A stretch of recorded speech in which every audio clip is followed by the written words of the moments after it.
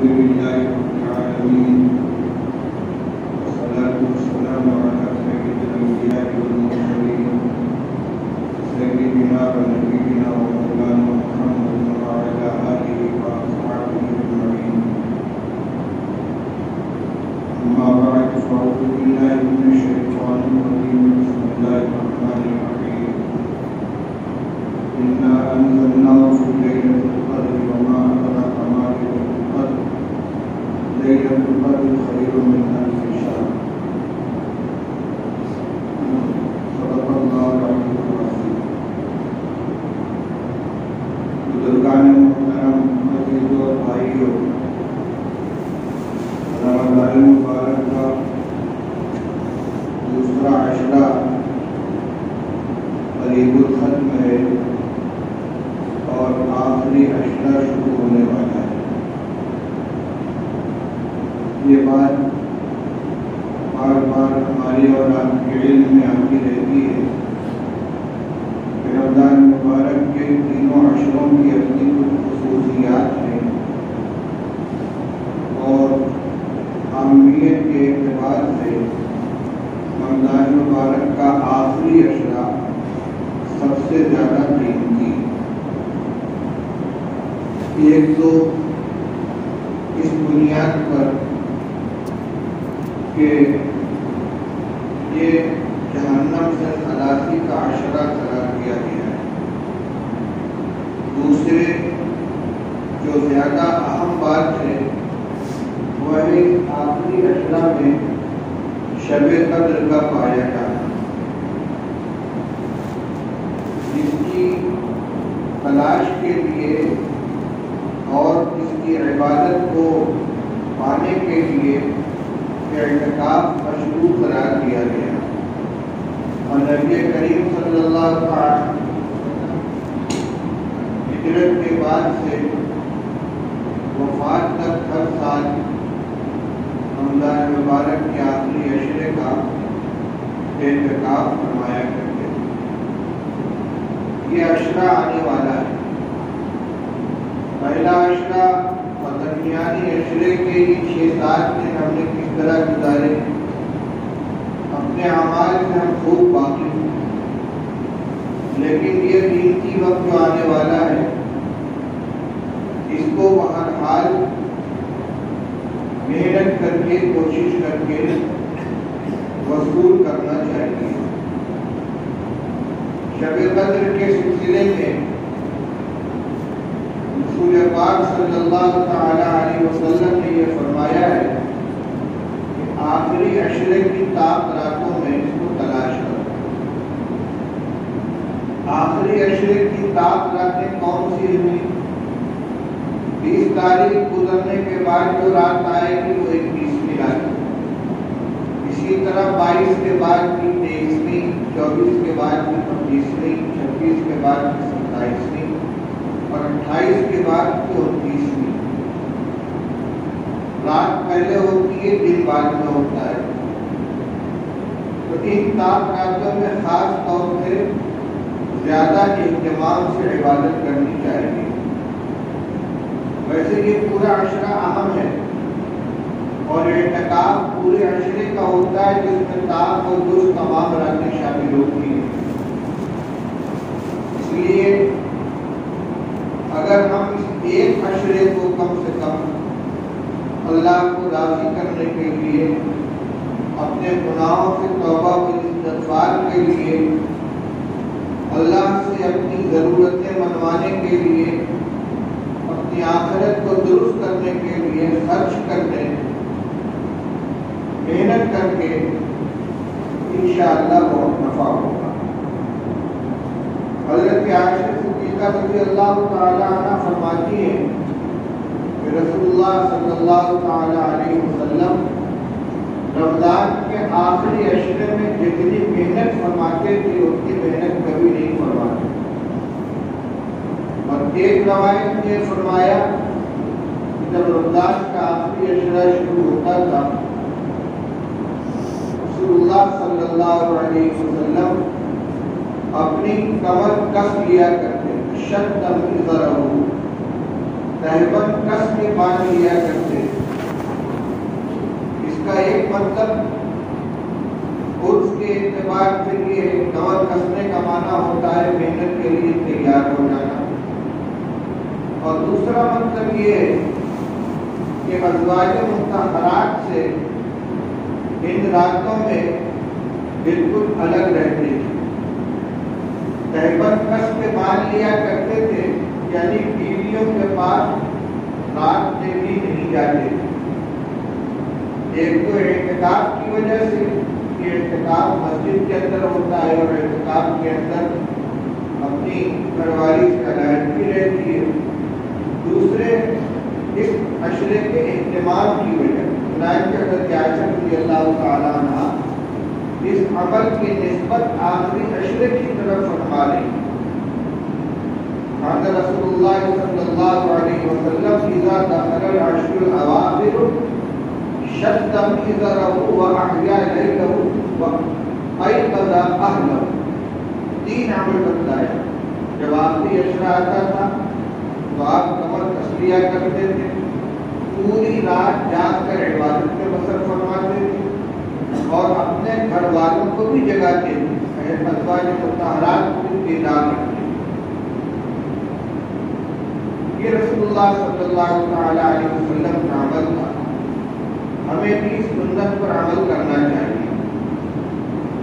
जितना बेदार रह सके उतना रात को इबादत के अंदर अपना वक्त गुजारे और अपने घर वालों को भी बेदार करें। लेकिन एक बात याद रखिए, रसूलुल्लाह सल्लल्लाहु अलैहि वसल्लम ने ये भी फरमाया है, रुब्बा काइमिन लैसा लहू मिन क़ियामिही इल्ला सहर। बहुत से रात को जगने वाले ऐसे होते हैं कि जिनके हिस्से में दाढ़ी के अलावा कुछ नहीं आता। जागते तो हैं, सोते नहीं, लेकिन नींद कुर्बान करके उसको वसूल नहीं करते। जिस तरह रात गुजारनी चाहिए उस तरह नहीं गुजारते। इसकी 2 सूरतें हैं। एक तो ये कि अपने औकात को चुनी गुफ्तगू में, बातचीत में, टहलने में, इधर उधर आने जाने में आदमी गुजार ले। दूसरे ये कि इबादत तो करे लेकिन कुछ लायानी काम भी कर ले, गीबत है और दीगर लापरवाही है। इसके लिए आजकल मोबाइल का ये मल्टीमीडिया मोबाइल का डब्बा, तमाम लग़वियात का मजमुआ, एक मोबाइल लेकर आदमी बैठ जाए तो शाम से सुबह हो जाए, वक्त गुजारी के लिए तन्हा वो काफी है। तमाम लग़वियात उसके अंदर मौजूद है। तो कम से कम इस एक अशरे में मोबाइल का इस्तेमाल बस वक़्त ज़रूरत किया जाए। ज़रूरत क्या है? कहीं से फ़ोन आया तो फ़ोन कर लिया, कहीं ज़रूरी हुआ तो फ़ोन कर लिया, और हिसाब करना है तो जोड़ना है कैलकुलेटर इस्तेमाल कर लिया। बाकी मैसेज देख रहे हैं, व्हाट्सएप देख रहे हैं और दूसरी चीज़ें लायानी किस्म की देख रहे हैं जिनका कोई न दीनी फायदा है न दुनियावी फायदा है। तो अपने औकात को उन चीज़ों से बचाएं। मैं अर्ज कर रहा हूँ कि रात को जागे, लेकिन जाग कर अपनी कीमत वसूल करें, वक्त को ज़ाया होने से बचाएं। और दूसरा अमल ये बताया, शद्दमी ज़रा हो, कमर कस लेना, यानी अपने आप को मेहनत के लिए तैयार कर लेना, तबीयत को आमादा कर लेना। मगर इस जागने में और मेहनत करने में भी इतनी ज्यादती नहीं होनी चाहिए कि जो सुबह की फर्ज नमाज है उसकी अदायगी में कोताही होने लगे, आदमी सो जाए, या अगले दिन का रोज़ा रखने में सुस्ती आ जाए, تحمل جتنا ہو سکے کم سے کم اتنی جگہ ہو جانی چاہیے اور اپنے گھر والوں کو بھی جاگنے میں شریک کر لینا چاہیے۔ بہت سے لوگ پوچھتے ہیں کہ شب قدر میں کیا کریں؟ کرنے کے کام بہت ہیں۔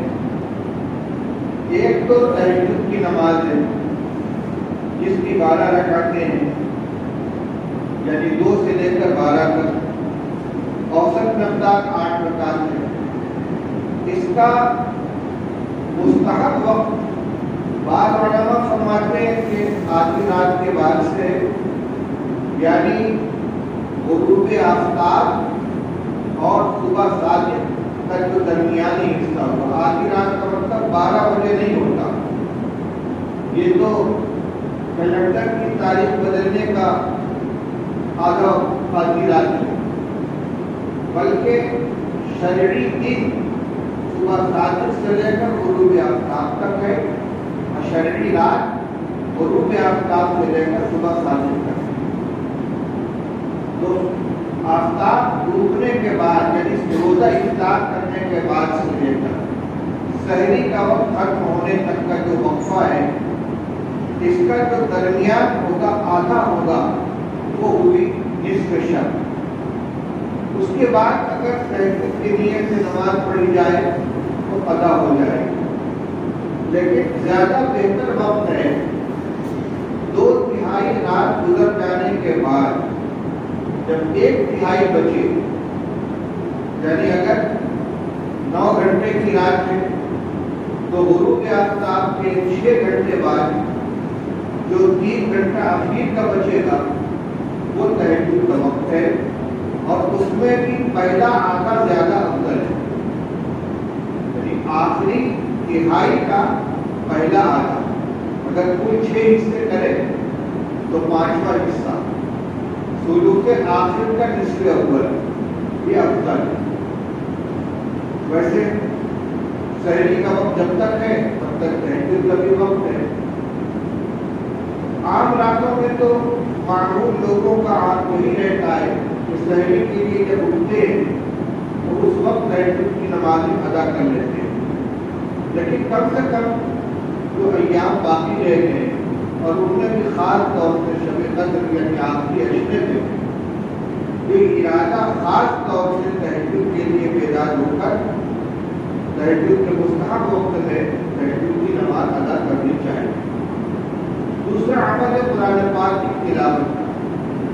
تلاوت جتنی زیادہ سے زیادہ ہو سکے کریں، لیکن اس میں 3 باتوں کا خیال کرنا چاہیے۔ ایک تو یہ کہ تلاوت زبان سے پڑھنے کا نام ہے، زبان سے حروف کی ادائیگی ہونا ضروری ہے۔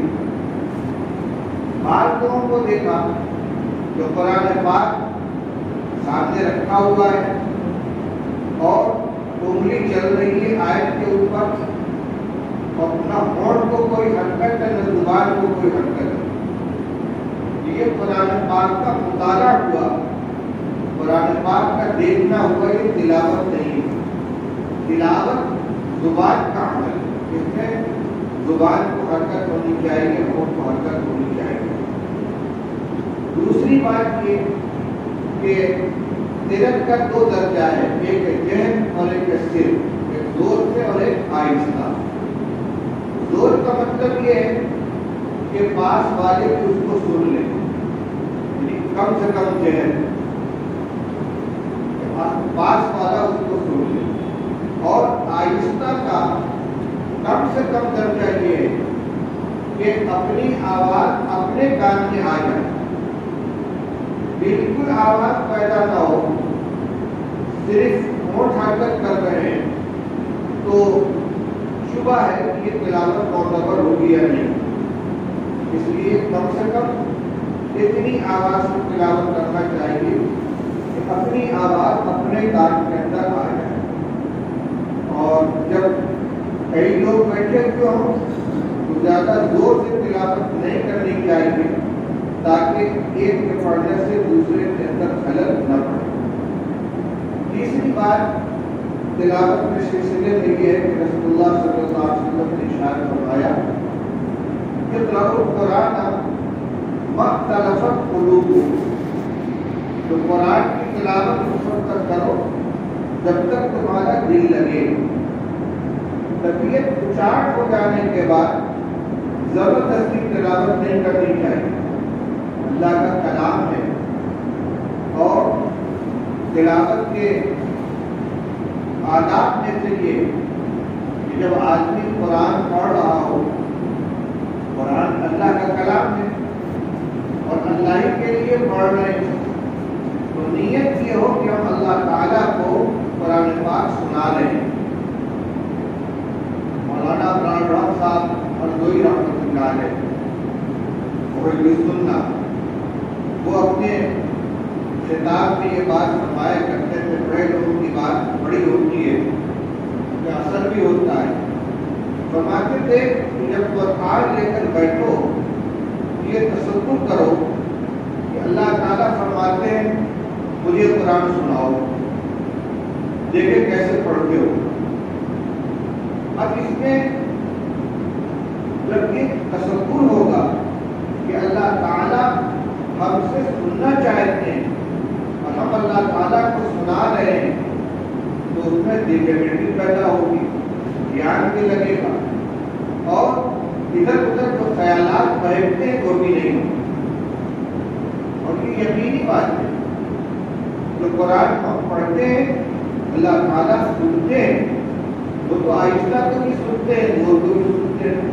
حدیث پاک میں آتا ہے کہ رسول اللہ صلی اللہ علیہ وسلم نے ارشاد فرمایا ما اذن اللہ لشیء ما اذن لنبی یتغنى بالقرآن یجهر به او کما قال رسول اللہ صلی اللہ علیہ وسلم. اللہ تعالیٰ جتنی توجہ سے نبی کی اس آواز کو سنتے ہیں جو قرآن پاک کی تلاوت کے وقت آواز پیدا ہوتی ہے، اتنی توجہ سے کسی چیز کو نہیں سنتے.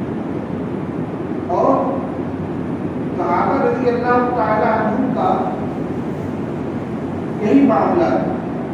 ایک واقعہ ہے، نبی کریم صلی اللہ تعالیٰ علیہ وسلم ایک رات کو جائزہ لینے کے لیے نکلے. آپ صحابہ رضی اللہ تعالیٰ عنہ سے حالات کا جائزہ لینے کے لیے نکلا کرتے تھے.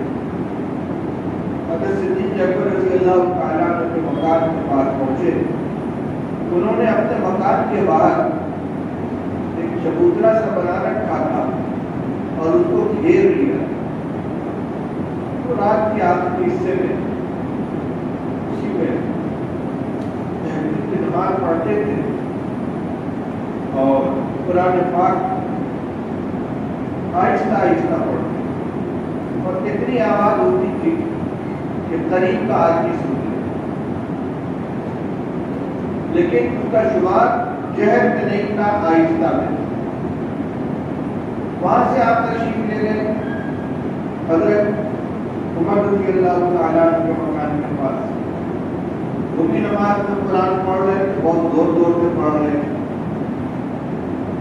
صبح رسول اللہ صلی اللہ تعالیٰ علیہ وسلم نے حضرت ابوبکر رضی اللہ تعالیٰ عنہ سے فرمایا کہ ابوبکر رات کو میں تمہارے مکان کے پاس سے گزرا، بہت آہستہ قرآن پڑھ رہے تھے. انہوں نے فرمایا یا رسول اللہ اسمعت من نادیت، اے اللہ کے رسول میں جس کو سنا رہا تھا اس نے سن لیا. اسمعت من نادیت، میں جس سے سرگوشی کر رہا تھا اس کو میں نے سنا دیا. اللہ کو سنانے کے لیے میں پڑھ رہا تھا، وہ اتنی آواز سے بھی سن لیتا. رسول اللہ صلی اللہ علیہ وسلم نے ان کی اس بات کو ترتیب نہیں فرمائی. یعنی آہستہ پڑھنے میں جو مصلحت ان کے پیش نظر تھی انہوں نے بیان فرما دی، لیکن جو وجہ بیان کی ہے وہ اللہ کو سنانا ہے. اللہ کو سنانے کے لیے پڑھتا ہوں وہ سن لیتا ہے.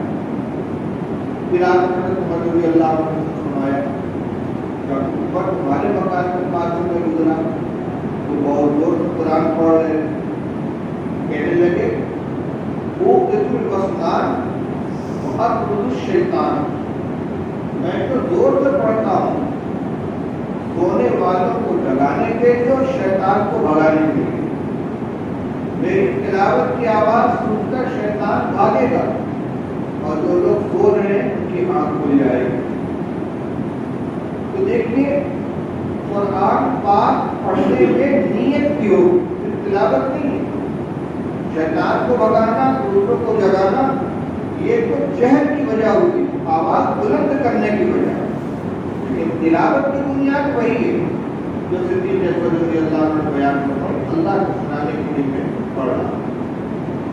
तो मैं इस अंदाज आता मौलाना कुरान पढ़ने के लिए जब बैठो तो ये तसव्वुर करो, अल्लाह ताला फरमा रहे हैं मुझे मेरा कलाम सुनाओ, देखो कैसे पढ़ते हो। इस तसव्वुर के साथ बैठे और ध्यान अल्लाह की तरफ, अल्लाह का कलाम अल्लाह को सुना रहे। इतना तेज न पढ़े, रफ्तार बढ़ाने के लिए रफ्तार इतनी तेज न करें कि हुरूफ सही अदा न हो सके। हदीस पाक में रसूलुल्लाह सल्लल्लाहु अलैहि वसल्लम की तिलावत का तरीका भी बयान किया गया है कि आप एक एक लफ्ज वाज़ेह तौर से अदा फरमाया करते हैं। बिस्मिल्लाहिर्रहमानिर्रहीम बुखारी शरीफ में पढ़ कर बताया है आगे कि एक एक कलमा आप अलग अलग पढ़ा करते हैं। कुरान के अल्लाह ताला ने फरमाया कुरान क़रअनाहु लितक़रअहु अला अन्नासि अला मुक्थिन व नज़्ज़लनाहु तंज़ीला। हमने कुरान थोड़ा थोड़ा करके नाज़िल किया है ताकि आप लोगों के सामने ठहर ठहर कर पढ़े, लोगों को सुनाए। तो आदाब में एक अदब ये भी है कि सिर्फ मिक़दार बढ़ाने के लिए रफ्तार इतनी तेज नहीं करनी चाहिए कि हुरूफ की अदायगी भी सही न हो सके। चाहे तरावीह में नमाज में कुरान पढ़ा जा रहा हो, चाहे तिलावत के। मैं ये अर्ज कर रहा था कि इस रात में करने के काम क्या क्या है। तहज्जुद की नमाज है और उसकी तो रकातें मुतय्यन है, लेकिन मुतलक नफ्ल की तादाद मुतय्यन है। तारीख और मशाइख के हालात में कसरत से ये बात मिलती है कि वो 100 रकात रोजाना पढ़ते थे, कोई 500 रकात पढ़ते थे। तो 2-2 रकात या 4-4 रकात की नियत मानते रहे, पढ़ते रहे। 8 रकात तक की गुंजाइश है आखिरी दर्जाए सलाम, लेकिन मामूल या तो 2 रकात तो ज्यादा बेहतर है। और अगर कोई थोड़ी सी सहूलत चाहे 4 रकात की नियत मानी तो 2-2 4-4 रकात तक पढ़ते हैं, ना हो सके पढ़े। कुरान की जितनी सूरतें याद है उनको अपनी नफ्ल नमाजों के अंदर दोहराते हैं। जो हज़रात हाफिज़ हैं, अल्लाह की बहुत बड़ी नेमत है उनके पास। नमाज में कुरान पाक की का दौर करें, इस तरह तरावीह में पूरा कुरान पढ़ते हैं। नफ्ल के अंदर पूरे कुरान का कम से कम एक दौर होना चाहिए, लेकिन वो हाफिज़ नहीं है, वो सूरतें पढ़े। अच्छा, नफ्ल नमाज में इसकी भी गुंजाइश है। एक रकात में सूरह फातिहा के अलावा एक तरफ से मुसल्सल सूरतें पढ़ना है। वल-आदियात ज़िक्रा शुरू कीजिए और आ जाइए इन्ना अक़ीदा तक, और फिर काफिरून से लेकर नास तक उन्होंने मिसाल के तौर पर ये बात कही। और जिसको मुख्तलिफ रुकू याद उसको पढ़े, यानी कुरान एक नफ्ल पढ़ना, एक नफ्ल में कुरान पढ़ना ये मुस्तक़िल इबादत है। ज़्यादा हुफ़ाज़ को तहज्जुद में, नफ्ल नमाज में कुरान पाक की तिलावत का इत्माम करें। जो हाफिज़ नहीं है उनको 2 सूरत याद है। कुछ लोगों को सूरह यासीन याद है, कुछ लोगों को अम्मा तसालून याद है, कुछ लोगों को सूरह तबारकल्लज़ी याद है, आयतुल कुर्सी है, सूरह बकरा का आखिरी रुकू है। इस तरह की जो आयतें याद हैं, ترتیب کے ساتھ ان کو پڑھتے چلے جائیں. نفل نمازیں پڑھیں، تہجد پڑھیں، قرآن پاک کی تلاوت کریں، اور اگر ہمت ہو تو صلاۃ التسبیح ادا کریں. کم سے کم اس پورے عشرے میں ایک مرتبہ ضرور ہو جانی چاہیے صلاۃ التسبیح. دو باتیں اور، ایک تو دعاؤں کا اہتمام، دعا مانگنے کا اہتمام ہونا چاہیے. اور دعا صرف فرض نماز کے بعد ہی نہیں، بلکہ یوں کہیے کہ صرف نماز کے بعد ہی نہیں ہے. عام طور سے لوگ نماز سے فارغ ہونے کے بعد دعا مانگنے کا اہتمام کرتے وہ ٹھیک ہے، لیکن خالی وقت میں بیٹھے ہوئے تلاوت سے فارغ ہوئے یا ویسے ہی بیٹھے مسجد میں پہلے آ گئے یا رات کا آخری وقت میں ہاتھ اٹھا کے دعا مانگے. دعا میں یہ نہیں سوچنا چاہیے کہ ان کو دعا مانگنا نہیں آتا. اپنی دین دنیا کی ساری ضرورت اللہ سے مانگے. بچہ اپنی ماں سے کوئی چیز مانگتا ہے، جب ابا سے کوئی چیز مانگتا ہے تو وہ عبادت بناتا ہے، عبادت تعالیٰ ہی کرتا ہے؟ نہیں، اللہ تعالیٰ تو ماں باپ سے کہیں زیادہ شفیق و مہربان ہے. ان کو تو مانگنا پسند ہے، اس لیے جیسے آتا ہو مانگے. ہم دعائیں کرانے کا تو اہتمام کرتے لیکن دعا کرنے کا اہتمام نہیں کرتے. دعائیں کرنی چاہیے. آخری بات یہ، حضرت عائشہ صدیقہ رضی اللہ تعالیٰ عنہا نے رسول اللہ صلی اللہ علیہ وسلم سے پوچھا کہ یا رسول اللہ، اگر مجھے معلوم ہو جائے کہ شب قدر کب ہے تو میں کیا دعا مانگوں؟ آپ فرمائے کہو اللہم انک عفو تحب العفو فاعف عنی، اللہم انک عفو تحب العفو فاعف عنی. حضرت شیخ رحمۃ اللہ علیہ نے لکھا ہے کہ اللہ تعالیٰ کا یہ دستور ہے کہ جو چیز جتنی زیادہ ضرورت کی ہوتی ہے اتنی آسان کرتی ہے. جیسے ہوا اور پانی کو اللہ نے آسان کر دیا. یہ کلمہ طیبہ جو سب سے زیادہ ضروری ہے سب سے آسان کر دیا. تو پھر شب قدر میں اللہم انک عفو تحب العفو فاعف عنی جو ایک سطر کی بھی دعا نہیں اس سے بھی مختصر ہے، یاد کر لینا اور اس کا پڑھنا ہر ایک کے لیے آسان ہے. پھر یہ کہ یہ کب شب قدر ہے یہ تو ہم کو معلوم نہیں، اس لیے پورے عشرے میں اس دعا کا اہتمام ہونا چاہیے. اور آخری عشرہ ہونے کے اعتبار سے پورے جہنم کا خلاصی کا عشرہ ہے. اللہم اجرنی من النار، اللہم عاتق رقبتی من النار، اللہم انی اسألک الجنۃ واعوذ بک من النار. ان دعاؤں کا بھی اہتمام کرنا چاہیے. اور دعا جتنی زیادہ عام ہو اتنی زیادہ مقبول ہو. حدیث میں آتا ہے کہ کوئی مسلمان دوسرے مسلمان کے لیے جب اس کے غیر موجودگی میں دعا کرتا اس کے فضل خوش اللہ تعالیٰ اس کو ضرور قبول فرماتے. بلکہ حدیث میں یوں ہے کہ فرشتہ کہتا ہے کہ آمین ولک مثلہ، تم نے اپنے بھائی کے لیے جو دعا مانگی ہے اللہ اس کو قبول کرے اور تم کو بھی یہ چیز عطا فرمائے. ہم اپنے لیے مانگیں گے، ہم گناہگار ہیں، معلوم نہیں وہ قبول ہوگی کہ نہیں ہوگی. تو ہمیں چاہیے کہ دوسرے تمام مسلمانوں کے لیے مانگیں، انشاءاللہ ہمیں بھی وہ ضرور مل جائے گی. اللہ تعالیٰ ہم سب کو عمل کرنے کی توفیق عطا فرمائے.